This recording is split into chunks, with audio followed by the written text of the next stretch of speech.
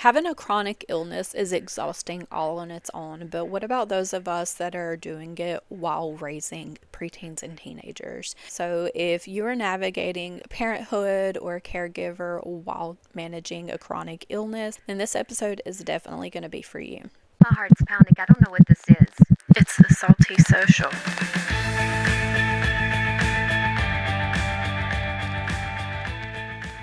Welcome back to It's the Salty Social. I'm your host, April Hull, and today I want to talk about the unique hidden challenges of managing a chronic illness while simultaneously raising children, older children specifically. And I want to focus specifically on that age group because the dynamic is just so much different than dealing with toddlers or little kids.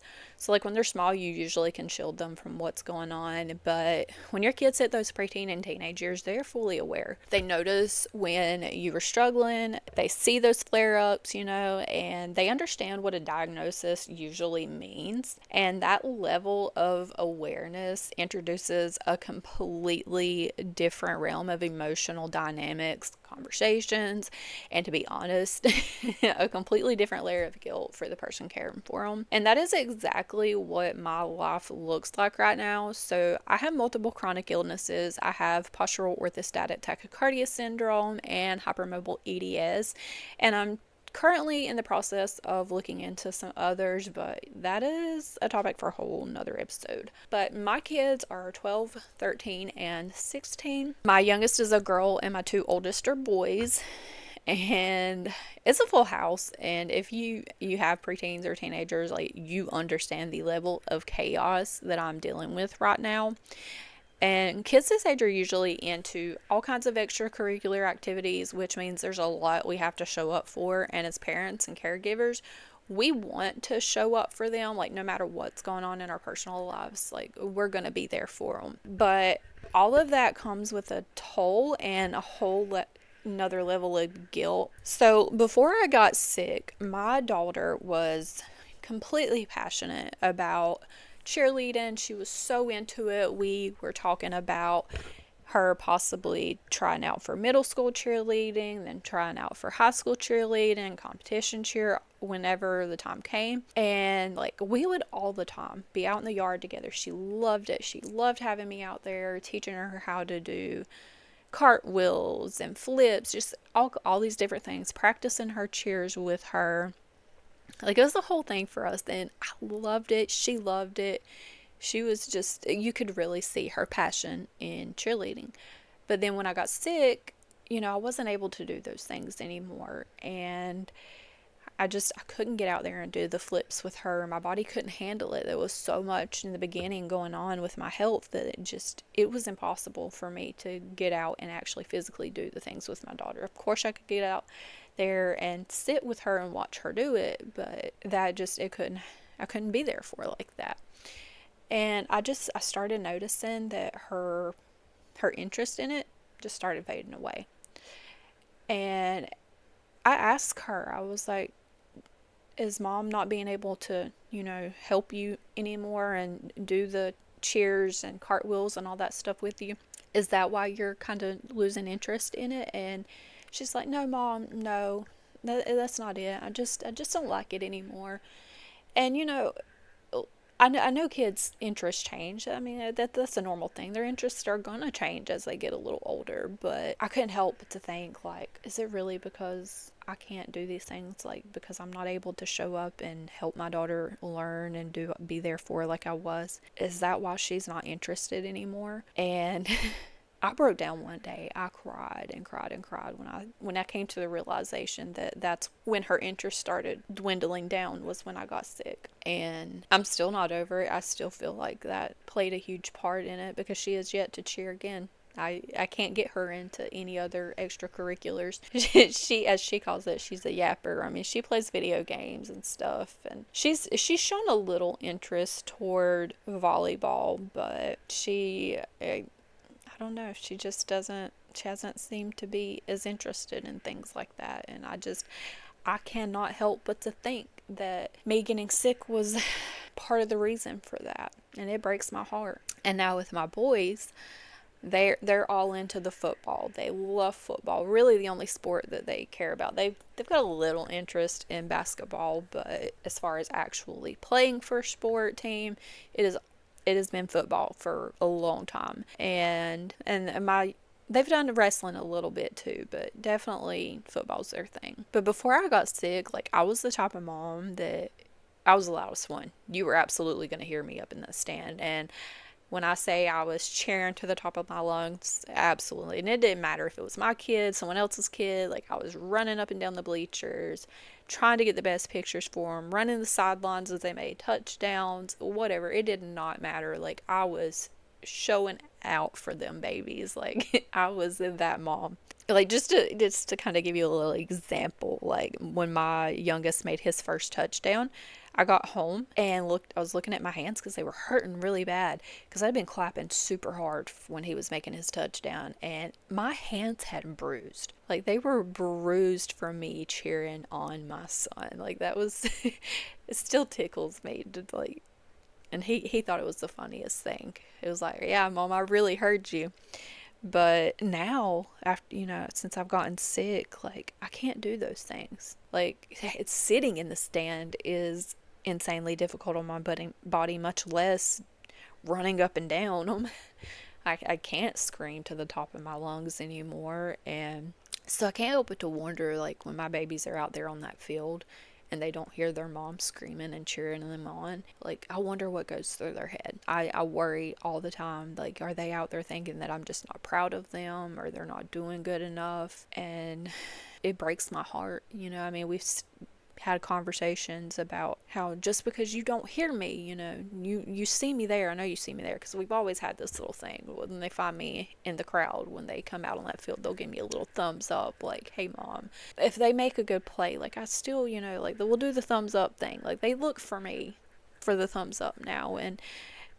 But I still can't help but to think, like, me sitting there just not being able to be loud, it makes me feel like maybe that they feel like I'm not being supportive enough. And just the physical aspect of that in general. And even if your child's not like in a sport, an event or anything, like I know you understand what I'm talking about when I say that, because the way you were able to show up for your child previously, like especially like if you developed a chronic illness after your kids were already at this age, because that's how it was for me. My kids were already a little older and could comprehend a lot of what was going on when I first got sick. And so, yeah, I can't help to think that maybe they just think I'm no longer proud of them, or I'm just not showing up for them like I used to. And it's something that really bothers me and something I think about all the time. Now, logically, I know that's probably not true, but it doesn't change that kind of guilt that you feel. And,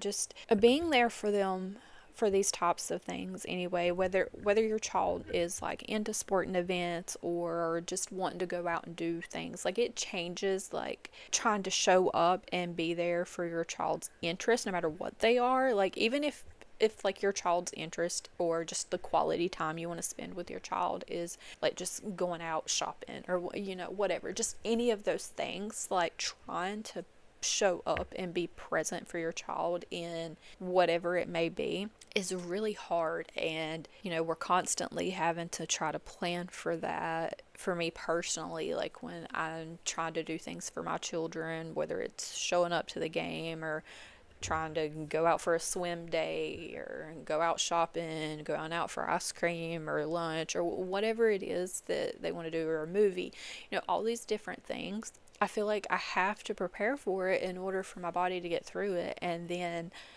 when I'm there, like when we're doing these things, I feel like I can't even fully be present for them because I'm constantly like in my head checking my heart rate, like how I'm feeling, like am I going to have a symptom flare up? And I'm constantly sitting there trying to make sure I'm doing all the things and that I have all the things with me to take care of my symptoms so I don't have a symptom flare up. And when I do start flaring up, like it's such this crazy struggle of trying to hide it so your kids don't know that it's happening. If you let your flare up be known, then to me, it feels like I'm taking away from their experience of the day or activity or whatever it is we're doing. I feel like I'm taking away from their experience, and it almost feels like I'm saying, hey, I want the attention on me, even though like it's something completely out of my control. It's such a chronic illness. Having a chronic illness and being a parent makes you feel guilty in so many different ways. Like, I don't think it's a feeling that you'll ever not feel.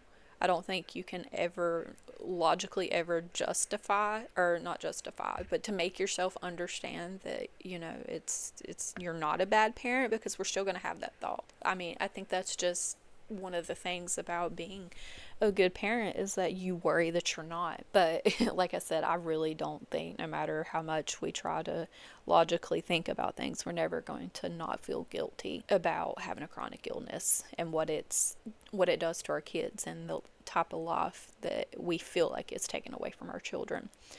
Now, because my kids are a little older, we have had several conversations, about what goes on with my body, and I try to explain things to them so that they kind of can get a better understanding about it, because I feel like if we just leave it like not spoken about, I feel like they're going to think about it anyway, and they're going to develop their own things, like thought process about it.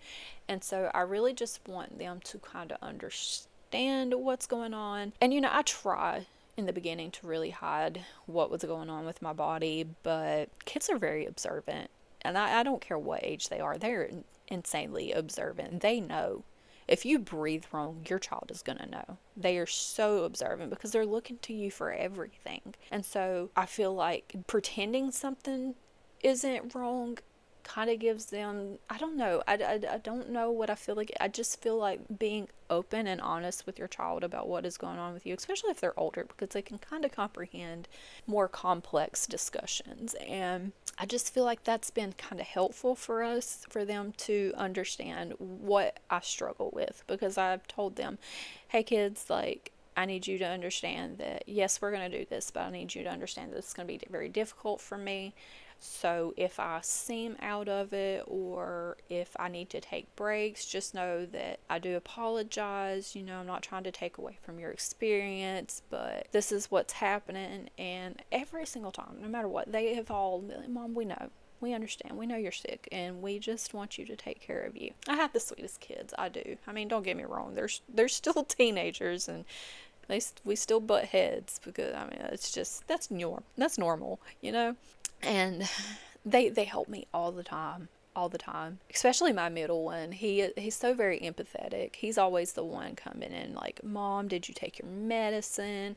Like, did you make sure you drank enough water? Have you eaten today? Like, he's constantly checking up on me, and my other two do as well. But they're more, I don't know the correct word, but they're more into their friends and stuff. They're very much more social than my middle child is, and he's just a mama's boy, is all.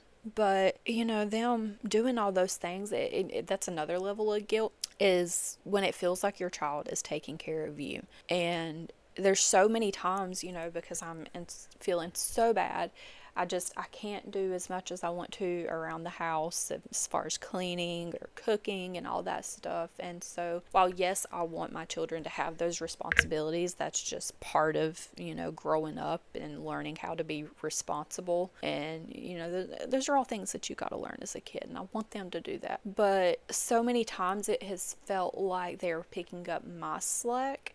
And I hate that so much. Like, that's my job. My kids shouldn't have to come home from school and immediately start having to help me. I don't want to feel like that. But that's how it is sometimes. Like, there's times where I'm just down and out completely, that I can't do what needs to be done. And so it's just like, I will try my hardest, and then they see me struggling to do it, and sometimes they'll just take over, like, Mom, just go sit down. Mom, go lay down. You need to go lay down. And I hate it so much because, my husband works quite a bit because I've been able to work.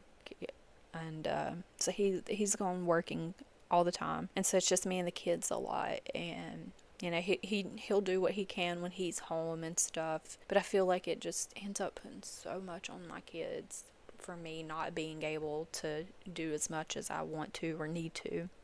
And then like when it comes to meals and stuff, sometimes it's just like, hey guys, we're just gonna have to do sandwiches tonight. Like I can't stand up and cook. There's no way. There's no way I can do it. And I hate doing that to them. And there have been times that I will say I do kind of like these moments when they come in and they decide they're gonna try to cook. And because they are older, they can, but I do kind of secretly like those moments because it kind of gives us a little bonding, and we get to I get to teach them how to do it. Even though I don't get to necessarily participate, I still get to sit there. I'll pull a stool in the kitchen, or I'm sitting on my couch, which is very, like, it's a very open concept to my kitchen, or I'll sit on the couch and just kind of talk them through it. And I kind of like those moments because they'll be like, it burned, Mom, what did I do wrong? And it's so cute, just kind of having those moments with them. But at the same time, like, it makes me feel guilty because I should be able to be standing up in there and physically showing them how to do it. And, just all of that, just, feeling like they're kind of picking up my slack. It's not a good feeling. I'm glad, they're getting the experience and learning responsibility and stuff. And it builds character, I feel like. But it doesn't make that feeling it doesn't make that feeling go away. And, there's the guilt that I feel of them having to see me go through some of these episodes and stuff. The one symptom that I really wish that they had never witnessed is my non-epileptic seizures. I do experience them with my POTS, and it is so, like, sometimes they can be really bad. Like, they can be really, really bad. And there's been plenty of times they have seen me having those episodes. There's been times they've helped me through them because my husband was at work during the time, and like they'll call him and he'll get him on the phone and he'll talk them through helping me out and stuff. And they do so well. They do so well, but I wish they didn't have to do those things.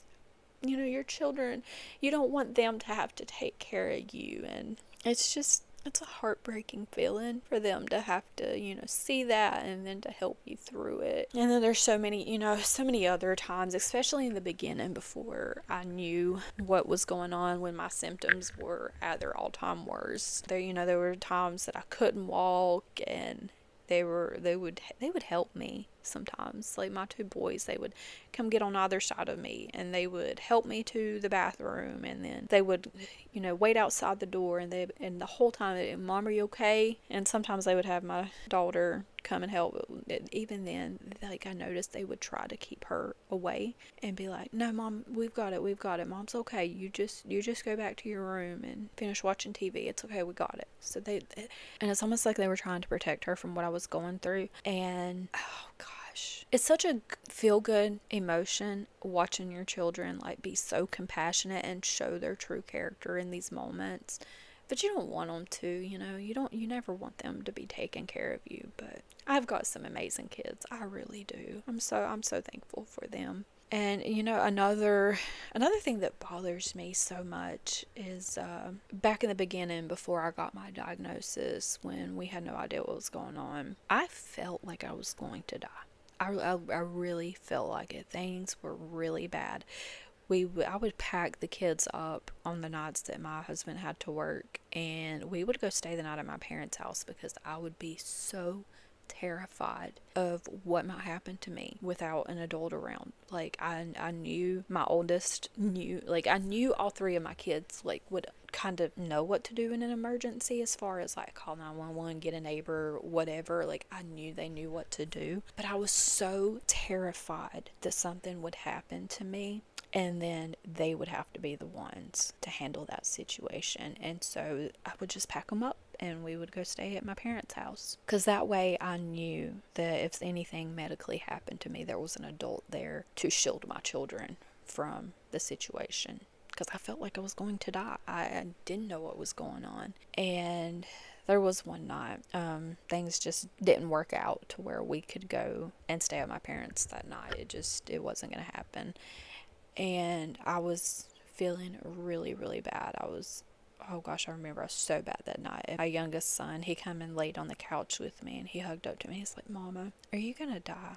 My heart literally broke, because I didn't know what to tell him. I didn't know what was going on with my body. I just looked at him. I was like, no, baby, Mom's not going to die. It's okay. I'll be okay. And trying to hide those tears and put on a brave face when my body literally was like, I remember in that moment I was trying to hold back the seizure, the shaking. Because, looking back now, I was just having a non-epileptic fit, like it was coming on, the non-epileptic seizure I was about to have when I could feel it coming on. And in that moment, it was like, okay, time to be brave, time to fake it, time to pretend mommy is perfectly okay, because no way in hell was I going to let my child think that I was about to die. No way was he going to ask me that question and me let this episode happen. And of course, it doesn't matter how much you don't want an episode to happen, they're going to happen. And of course, I had that episode. I started my episode not long after that, the shaking, the non-epileptic seizure fit. My heart rate was high. And just hearing him talk to me, Mama, are you okay? Mama, are you okay? I hated those moments so much. I think really this episode is just to kind of let you know, if you're dealing with a chronic illness and you're having to take care of children who are very aware of what is happening to you and the changes that are going on and who you used to be or were able to be and just all of it. They're so much aware. I just want you to know that you're not alone in whatever emotions you're feeling about it, because I feel like I am a failure of a mother. Even though I know logically that's not true, I still feel like I have failed my children in some way. And I worry so much that I have ruined their childhood, because you want nothing more than your children to look back and just think of nothing but happy thoughts as children, and just remember all the fun things and the fun times and just give them all the great experiences. And it's like when I got sick, all of that changed completely in what I was, or what I'm able to give my children, and it feels tainted with all my medical episodes and all the times that I've had to run off to doctor's appointments and be late for their games because I was having an episode, or having to leave their games early because my symptoms flared up. Just all the times that I've had to, like, ask my oldest to go in the store and grocery shop because I'm unable to walk around and do all those things. And being a parent and dealing with a chronic illness is, quite honestly, a very, very emotional and difficult experience. And sometimes I know it's not my fault, but I feel like I can't forgive myself for being sick, for being a mom that is sick. I wish sometimes, so many times, I wish that I could have known somehow that I was going to end up with this chronic illness, because would I have changed having children? Would I have made that decision not to, knowing that I would going to have all these issues and not bring a child into this world and have them have to witness everything that I go through? And don't get me wrong, I absolutely love my children. I wouldn't change it, but you have these thoughts, and then you're terrified too, because there are some genetic components to some chronic illnesses. So you worry, like, by having children, choosing to have children, have I give them this illness too? Are they going to have to go through these same issues as well? Are they going to have to suffer with all the same things that I've suffered with? Because you don't want them to. You never want your child to hurt or feel pain or feel scared or anything. You try to protect them as much as you can. And so all these thoughts are constantly going through your head about, all the guilt and the what ifs, and you're worried, like, did you ruin their childhood, or are they going to look back and all they see are a mom that was not able to be there for them the way they wanted. And I'm sorry for getting so emotional, but this is a topic that it hits me straight in the heart.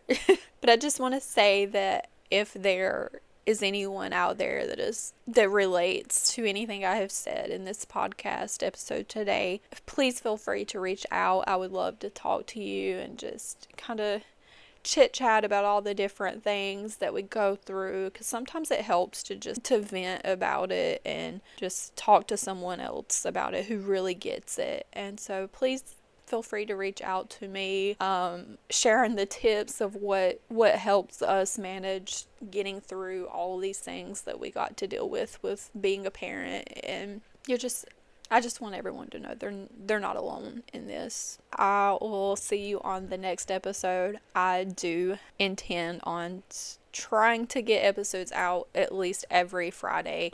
Of course, with the chronic illness, that may not always be the case. These last 2 weeks, I have really struggled with things. My house is a train wreck. I've barely been able to do much of anything. I've also been working on some technicalities as far as this podcast goes, so that set me back a little bit, but I do hope to try to get a new episode out every Friday. There's a lot of things planned or trying to plan in the works that I'm super, super excited about. I don't want to speak on them yet just because there's so many different variables that are going to have to probably fall into place. The Dysautonomy International Conference is coming up this coming July. It's the weekend of the 9th through the 12th, and I will be attending. Me and my husband will be, oh Lord, we're going to be driving from North Carolina to Texas.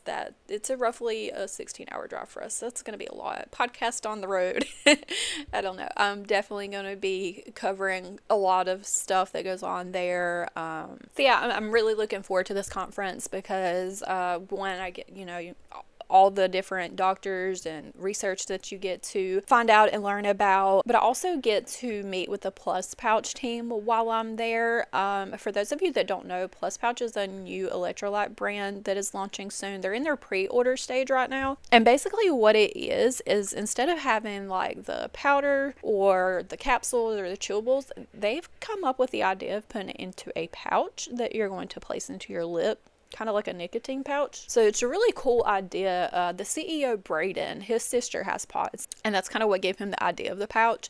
So I really look forward to talking with them and kind of getting some more information from them to share with you guys. But yeah, that's kind of what's coming up. And of course, I'm always up for any new topic ideas, so feel free to reach out to me with those. And I can't wait to be back with you guys for another episode next week. As always, stay salty. Thank you for listening. Don't forget to subscribe and be sure to follow us at It's the Salty Social on YouTube, Instagram, TikTok, Facebook, and Spotify. And be sure to check back every Friday for a new episode.